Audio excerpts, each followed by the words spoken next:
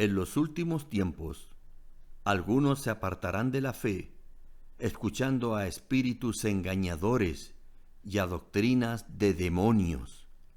Primera Timoteo 4:1. De acuerdo con la publicación Alucinógenos en las culturas precolombinas mesoamericanas del autor F.J. Caro D'Artal, numerosas culturas precolombinas mesoamericanas emplearon hongos y plantas psicoactivas con fines mágicos, terapéuticos y religiosos. Señala que las drogas, bebidas y enemas rituales fueron empleadas en ceremonias sagradas en toda Mesoamérica, donde era común el uso o la combinación de diversas plantas psicoactivas junto con los elixires y embriagantes, encontrándose una mayor información de las sociedades mayas y aztecas en el libro sagrado denominado Popol Vuh.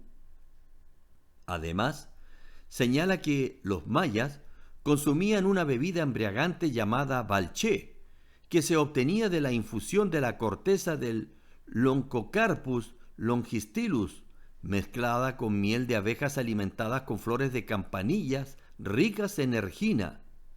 Caro D'Artal señala que la borrachera estaba conectada con la práctica de la adivinación, un ritual diseñado para permitir una comunicación directa con los espíritus, una comunicación directa con los espíritus. El sitio web France 24 señala que el hallazgo en una cueva de Bolivia del bolso de un chamán de hace 1000 años, con rastros de cocaína, hojas de coca y plantas alucinógenas como la ayahuasca, evidencian el consumo de drogas con fines ceremoniales en la antigua cultura de Tiahuanacu. Estas piezas están expuestas en el Museo Nacional de Arqueología de La Paz, cuyo director, el arqueólogo David Trigo, declaró a France 24 que el consumo de los psicotrópicos en Tiahuanacu está asociado a los fines ceremoniales, religiosos y no a un consumo masivo o adictivo de parte de la población de esa cultura. La publicación continúa indicando que los argumentos de Tiahuanacu aluden al consumo de psicotrópicos, ya que en las ruinas de la antigua ciudadela religiosa de Tiahuanacu, a 71 kilómetros de La Paz, la iconografía de algunos monumentos revelaría el uso de bandejas para la preparación de sustancias psicotrópicas y del propio consumo.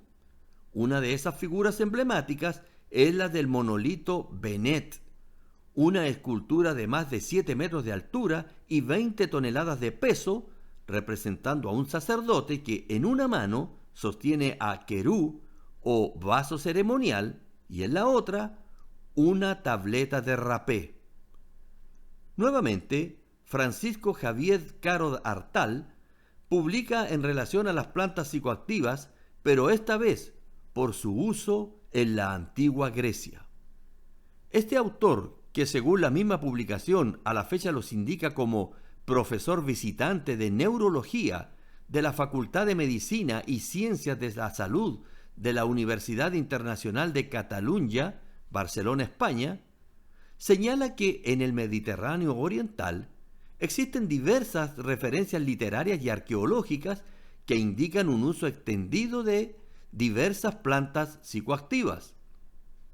La adormidera, Papaver somniferum, se usó desde al menos la Edad del Bronce. El opio pudo emplearse para inducir el sueño en las incubatius celebradas en los templos de Asclepio. El nepentes, como que Homero relató en la Odisea, fue probablemente un preparado a base de opio, cuyo conocimiento en el mundo griego se había producido a partir de Egipto. En Creta se han encontrado un santuario minoico en Gazi, 1300 a.C., dedicado a la diosa de la fertilidad, asociado a la adormidera. Diversos sellos áureos de Micenas y Beocia muestran imágenes de estados de éxtasis asociados al consumo de la amapola. El uso ritual de cannabis inhalado surgió en las estepas asiáticas. Heródoto, siglo V a.C., relató los rituales de inhalación del humo de la cannabis entre escitas y masajetas. En los misterios eleusinos, 1500 a.C. a siglo IV después de Cristo, los iniciados tomaban el quiqueón, una pócima secreta psicoactiva. Se piensa que el quiqueón contenía sustancias alucinógenas que inducían las visiones y el estado de éxtasis asociado a los misterios. Bajo el mismo artículo, Plantas psicoactivas en la antigua Grecia, el profesor F.J. Carod Artal señala que los alucinógenos son sustancias que provocan percepciones inexistentes o que generan una distorsión de la percepción del entorno, sin producir pérdida de conciencia. Cuando se toman habitualmente en dosis no tóxicas, también se les conoce con el término de enteógenos, sustancias que estimulan el misticismo o la comunicación divina, palabra que procede de las raíces griegas en, dentro, teo, Dios, gen, crear. El sitio web www.lainformacion.com publicó el artículo titulado El vudú, una magia negra que somete con drogas y el miedo a desgracias y demonios, en la cual indica que los brujos someten y controlan a los creyentes en el vudú, amenazando con invocar a demonios y espíritus para que sean castigados. También utilizan drogas de sometimiento. Los bokors, brujos diabólicos de Haití, utilizan sustancias químicas para convertir a las personas en muertos vivientes. Sí, muertos vivientes, como si fueran zombies. Sufren daños cerebrales y se comportan como autómatas. La carta a los Gálatas 5:19 al 21 indica que los que practican hechicería no heredarán el reino de Dios. Según el diccionario expositivo de W. E. Bain y el diccionario enciclopédico de Ropero Triviño Martínez, la palabra hechicería en el Nuevo Testamento proviene del griego farmaquía, la cual alude al uso de las drogas para invocar poderes ocultos. Cuando una persona está bajo el efecto de las drogas, abre sus sentidos al inframundo demoníaco y toma contacto con seres espirituales malignos. Note usted, por favor, que la palabra hechicería es vertida en inglés como drugstore, o sea, droguería, en español como farmacia y en griego como farmaquía. La concordancia de James Strong asigna a la palabra hechicería el número 5331, la cual se escribió en griego en el Nuevo Testamento, tal como usted la ve en letras amarillas, o sea, farmaquía, a la que entrega significados como medicación, farmacia y magia. Una de las etapas al inicio de un trance alucinógeno es la de predisponer la mente a una desconexión de las ideas, lo que de alguna manera es como ponerla en blanco. El gran maestro Jesús, cuando estuvo en la tierra, en su evangelio según Mateo 12:43 al 45, equiparó la mente en blanco a una casa vacía. En efecto, él dijo: cuando el espíritu inmundo sale del hombre, anda por lugares secos buscando reposo y no lo halla. Entonces, dice, volveré a mi casa de donde salí. Y cuando llega, la halla desocupada, barrida y adornada.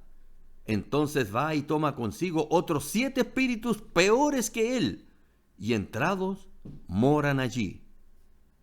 En definitiva, una mente desconectada por el efecto de las drogas alucinógenas queda totalmente expuesta a ser ocupada por los demonios, no solo por uno, sino por muchos, en ocasiones extremas hasta por miles, como en el caso del Gadareno, según se relata en Lucas, capítulo 8, versículos 26 al 33. Respecto a las drogas, el diccionario RAE, en su primera acepción, las define como sustancia mineral, vegetal o animal, que se emplea en la medicina, en la industria o en las bellas artes. Para su segundo significado, señala que es una sustancia o preparado medicamentoso de efecto estimulante, deprimente, narcótico o alucinógeno.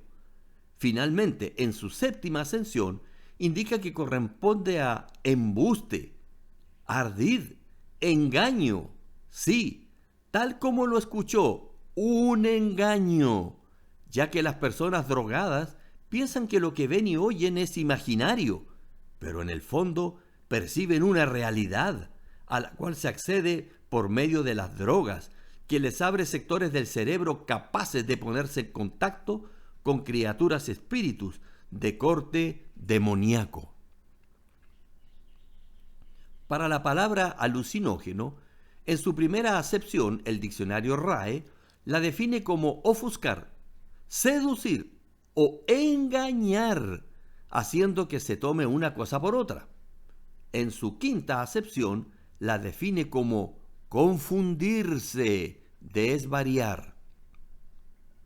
En efecto, el engaño de las drogas alucinógenas consiste en hacer creer a las personas que solo generan procesos mentales imaginarios, cuando en realidad altera los sentidos de forma que les permita percibir seres espirituales malignos que muchas veces les inducen a comportamientos diabólicos contra ellos mismos, como el suicidio, o ser presas de la depresión, angustia, o por el contrario, euforia temporal.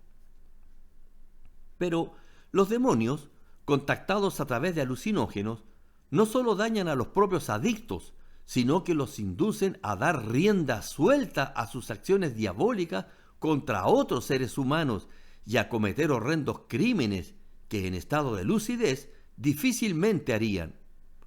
Aún en el caso de los adictos pacíficos, que silenciosamente se autodestruyen, cada vez que adquieren drogas alucinógenas, están financiando y sosteniendo un mundo de crímenes que termina dañando a la sociedad en general, por lo cual, mientras exista el binomio consumidor-traficante, la violencia en las calles seguirá. Para eliminar el narcotráfico, bastaría con que nadie comprara esa sustancia espiritista que muchas personas consumen por un deseo de placer oscuro. Por lo expuesto, podemos inferir que los consumidores de drogas alucinógenas son cómplices del mundo criminal. La carta a los Hebreos 5, 6 y 7 dice: que nadie los engañe con argumentaciones vanas, porque esto viene el castigo de Dios sobre los que viven en la desobediencia. Así que no se hagan cómplices de ellos. La carta a los Efesios 5:11 dice que no tengan nada que ver con las obras infructuosas de la oscuridad, sino más bien denúncienlas. El que consume drogas alucinógenas financia los crímenes de su tráfico. Los alucinógenos penetraron en todas las capas de la sociedad: ricos, pobres, profesores, estudiantes, gente común, jueces, políticos, empresarios, trabajadores, padres, hijos, jóvenes, adultos, ancianos. Jaque mate. Esto solo lo termina Dios. Estamos en medio de una sociedad que mayoritariamente tomó la decisión de vivir sus vidas sin tomar en cuenta lo que Dios define como benigno o maligno. A eso se le llama independencia, y los resultados están a la vista. La segunda a Timoteo 3, 2 al 4 dice que en los días postreros los hombres serían amadores de sí mismos, impíos, sin afecto natural, crueles, aborrecedores de lo bueno, y amadores de deleites o de placeres, más bien que a Dios. Los cristianos genuinos deben tomar en cuenta a Dios y amoldar su vida conforme a las normas morales que Él entrega. La segunda a los Corintios 7:1 dice que debemos limpiarnos de toda contaminación de la carne y del espíritu. Así, de esta forma, perfeccionar la santidad, ya que en tiempos donde mucha gente se entrega al desenfreno, es necesario marcar la diferencia, por lo que debemos cuidar nuestro actuar, pero también nuestra mente y cuerpo, el cual no debemos contaminar. No obstante, a que muchas personas contaminan su cuerpo con drogas, alcohol, cigarros, comida chatarra, cafeína en exceso, una vida sedentaria, tatuajes que es lo mismo que grafitis en el cuerpo, piercing, perforaciones en la piel, trasnoches frecuentes, el cristiano debe tomar en cuenta la carta a los Romanos 12:1, que nos exhorta a que presentemos nuestros cuerpos en sacrificio vivo y santo a Dios, como culto racional, o sea, servir a Dios con lo mejor de nuestro cuerpo y nuestra mente, esto es, lúcidos y no volados por las drogas alucinógenas. Si Joel, capítulo 2, versículo 28, se cumpliera en nuestros días, cuando Dios derrame su espíritu sobre toda carne, ¿tu cuerpo estará limpio para recibirlo? La primera, los Corintios 3, 16 y 17, nos dice que nosotros somos el templo de Dios, donde mora su espíritu. Para no dejar lugar a dudas, la primera, los Corintios 6, 19 y 20, afirma que nuestro cuerpo es el templo del Espíritu Santo y que al cuidar de nuestro cuerpo estamos glorificando a Dios. Finalmente, podemos decirte, no escapes de la realidad, busca lo mejor de ella y encuéntrate con Dios. Sé diferente y mantente limpio por fuera, pero también por dentro. Haz tuya las palabras del Proverbio 27:11 que dice: Hijo mío, sé sabio y alegra mi corazón, así podré responder a los que me desprecian. El investigador bíblico no representa ninguna religión, ni pretende llevar a nadie a ninguna religión. El investigador bíblico no es el poseedor absoluto de la verdad.